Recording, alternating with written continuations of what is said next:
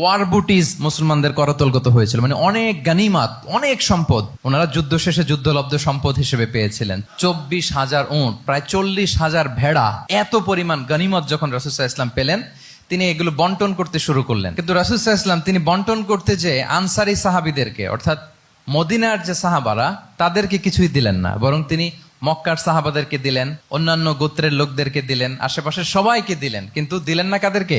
আনসারী সাহাবীদেরকে। তো ফলে এত বিশাল ওয়ার বুটিজ, এর মধ্যে থেকে কিছুই আনসারীরা পেল না। ওনাদের মধ্যে ক্ষোভের জন্ম নিল। ক্ষোভ থেকে ওনারা সমালোচনা করতে আরম্ভ করলেন আল্লাহ রাসূল সাল্লাল্লাহু আলাইহি ওয়াসাল্লামের, এবং সমালোচনা করতে করতে এটা এমন পর্যায়ে চলে গেল, এক পর্যায়ে তারা বলতে আরম্ভ করলো যে আমরা ওনার জন্য জান দিলাম, জীবন দিলাম, আজকে উনি এত সম্পদ পেয়ে সব নিজ এলাকার লোকদের মাঝে বন্টন করে দিল, এটা কি ঠিক করলো উনি? আল্লাহ তাআলা আল্লাহর নবীকে ক্ষমা করুক। মানে কেমন যেন রাসূল একটা ভুল করে ফেলছেন, রাসূল সাল্লাল্লাহু আলাইহি ওয়াসাল্লাম ওনাদেরকে দিতে বাধ্য ছিলেন, এটা যেহেতু দেন নাই, আল্লাহ তার রাসূলকে ক্ষমা করুক।